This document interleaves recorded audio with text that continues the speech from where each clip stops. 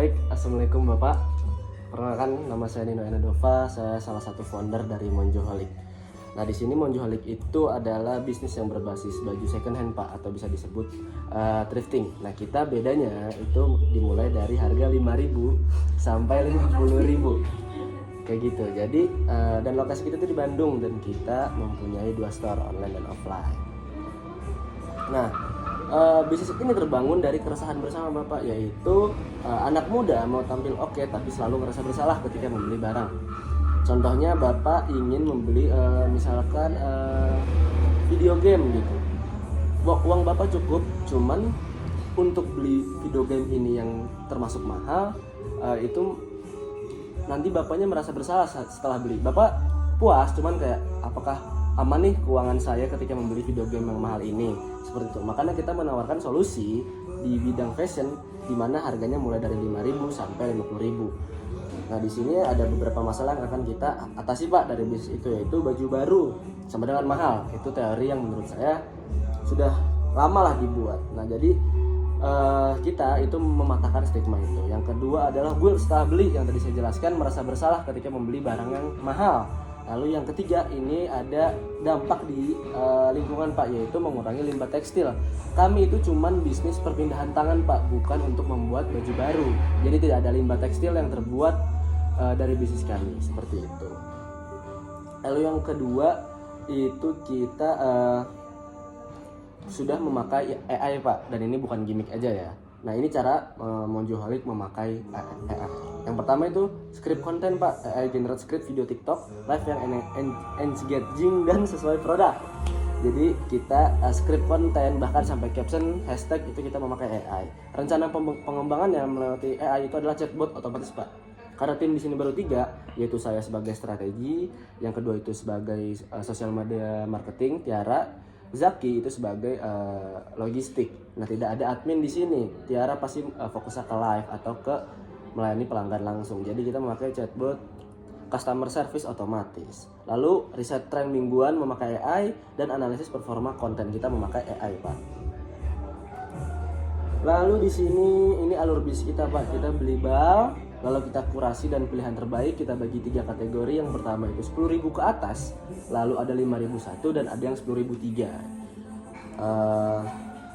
Lalu kita reinvest dan tumbuh, yaitu kita memakai dana putar untuk membeli barang-barang baru lagi, jadi tidak selalu monoton lah barang-barangnya. Dan lalu ada saluran pemasukan kita Pak yang sudah saya sampaikan di awal, ada 2, offline dan online. Offline itu kita setiap minggu di Monumen Perjuangan Bandung Pak, itu setiap dari jam 6 sampai jam 10 pagi. Lalu yang online itu Instagram dan TikTok. Jadi Instagram kita mengupload barang-barang baru, dan di TikTok itu kita mengupload konten sekaligus live setiap Selasa dan Jumat di jam 5 sore. Jangkauan lebih luas juga kalau di online kan. Lalu setelah itu kita ada strategi pemasarannya. Kita memakai AI asisten konten, lalu konten organik viral, lalu komunitas thrifter dan hashtag hashtag lah. Nah, gimana sih komunitas thrifter ini? Kita memakai WA group Pak. Jadi itu sedikit beda dari thrift lain karena kita mempunyai WA juga Pak. Jadi untuk barang-barang baru itu bisa lebih duluan sold ketika pembeli ini masuk WA kita, masuk WA grup kita. Lalu selanjutnya ada ini tim operasional dan traction kita Pak.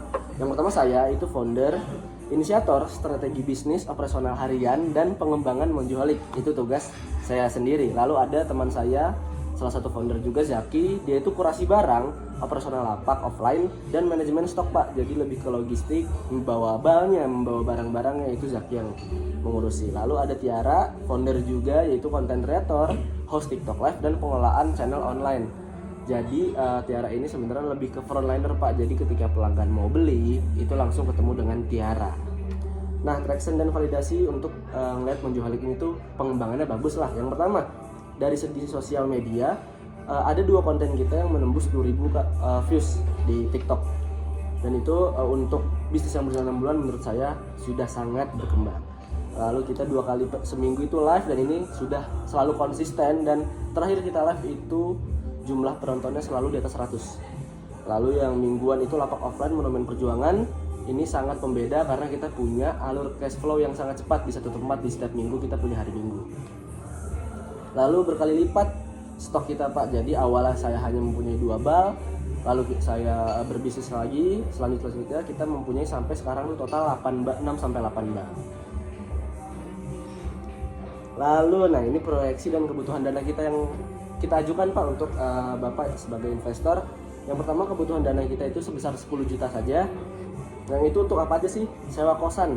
Itu untuk apa Pak? Untuk gudang stok. Karena selama ini gudang stok saya itu ada di kosan saya sendiri Pak, yang itu mengganggu aktivitas sehari-hari dan terlihat tidak rapih lah. Yang sebenarnya itu ketika kita ada gudang, kita akan lebih rapih dan manajemen stoknya akan lebih bagus. Kenapa 8 juta? Ini bukan per bulan Pak, tapi setahun.